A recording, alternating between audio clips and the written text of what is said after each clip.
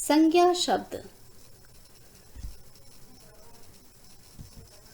किसी भी नाम को संज्ञा कहते हैं, यानी कि नाम वाले शब्द हम संज्ञा शब्दों के अंतर्गत लेते हैं। इस संसार में हर चीज़ का नाम है, तो उन्हीं को हम संज्ञा शब्द कहते हैं, क्योंकि नाम से ही उस व्यक्ति की या उस वस्तु की पहचान होती है। तो आइए सबसे पहले देखते हैं संज्ञा की परिभाषा। किसी प्राणी, वस्तु, स्थान, भाव आदि के नाम को संज्ञा कहते हैं।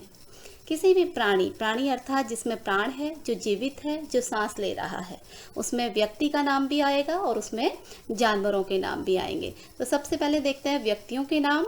व्यक्तियों के नाम यानी कि इंसानों के नाम, चाहे वो सचिन तेंदुलकर का नाम हो, चाहे वो महात्मा गांधी हो, चाहे हम जैसे दादाजी दादी जी बोलते हैं तो उस तरह का नाम हो, किसी भी लड़के का नाम हो, किसी भी लड़की का नाम हो, चाहे मीना हो, टीना हो, कोई भी नाम जो किसी लड़का या लड़की का नाम हो, वे व्यक्तियों के नाम के अंतर्गत आते हैं और वे संज्ञा शब्द हैं।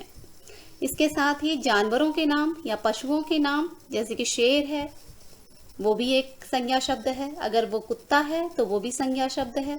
अगर वो बिल्ली है या फिर चीता है या कोई भी पानी में रहने वाला जानवर है या वो उड़ने वाला पक्षी है, अगर उसका नाम है कौवा है, तोता है, मैना है, कोई भी पक्षी। इसके अलावा अगर कोई कीट पतंगे हैं, छोटे छोटे कीड़े हैं, मक्खी है, मच्छर है, तितली है, ये सारे नाम भी संज्ञा शब्दों के अंतर्गत आते हैं।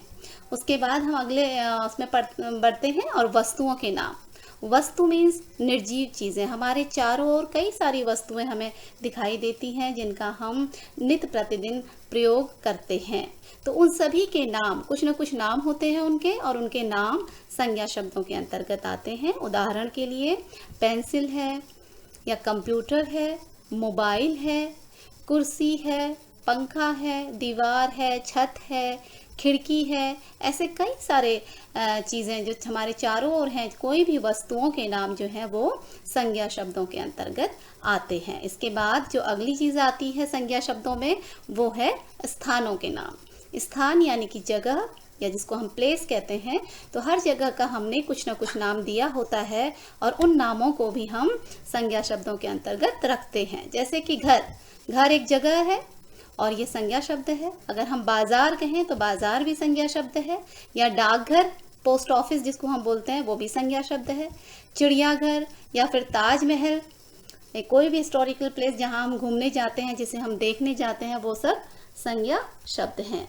इसके अलावा किसी भी सिटी का नाम, किसी भी शहर का नाम, जैसे दिल्ली है, ग्रेटर नोएडा है, नैनीताल है, या किसी भी बड़े देश का नाम है, अमेरिका है, इंडिया है, पाकिस्तान है, ये सारे भी स्थानों के नाम के अंतर्गत आते हैं और इन्हें हम संज्ञा शब्द कहते हैं। इसके बाद है भावों के नाम। अभी तक जितनी भी चीज़ें, चाहे वो व्यक्ति थी, चाहे वो वस्तु थी, चाहे वो स्थान था, वो ऐसी चीज़ें थी जिनको हम छू सकते हैं, जिनका आकार हम जान सकते हैं, जिनका रंग हम बता सकते हैं कि ये छोटा है, बड़ा है, ये रंग में ऐसा है, या हम उसको छू सकते हैं, टच कर सकते हैं। लेकिन ये जो भाव हैं, ये हमारे मन के भाव होते हैं, ये हमारे अनुभव होते हैं, ये हमारी फीलिंग्स होती है, जिनका हम एहसास तो करते हैं, जिनको हम अनुभव तो करते हैं, लेकिन हम उनको छू नहीं पाते, उनका हम चित्र नहीं बना पाते, उनका हम आकार प्रकार नहीं बता सकते।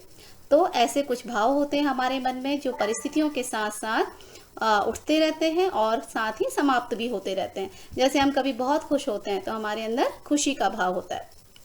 अगर हम कभी दुख में हैं तो हमारे अंदर दुख का भाव होता है। कभी बाहर बहुत गर्मी है तो हमें गर्मी का अनुभव होता है, तो ये भाव का नाम है। उसी तरह से सर्दियों में हमें सर्दी लगती है तो हम उस सर्दी को फील करते हैं, हम अंदर ही अंदर अनुभव करते हैं कि ठंडा हो रहा है, हमें ठंड लग रही है, तो वह भी एक भाव का नाम है। इसी तरह से बुढ़ापा है, बचपन है, हरियाली है, और कई सारे ऐसी चीज़ें हैं जो हम फील तो करते हैं और उनका हम नाम भी देते हैं। हम कहते हैं हमें गुस्सा आ गया, हम नाराज़ हो गए, हम परेशान हैं, और हम आज बहुत खुश हैं, बहुत मिठास है, बहुत खटास है, कोई चीज़ हम चखते हैं तो हम फील होती है कि इसमें मिठास है, इसमें खटास है।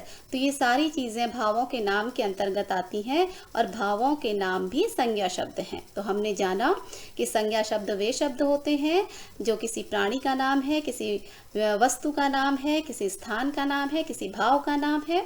और जितने भी नाम शब्द हैं वे संज्ञा के अंतर्गत आते हैं और इन्हें हम संज्ञा शब्दों के श्रेणी में रखते हैं, ये सारे नाम को।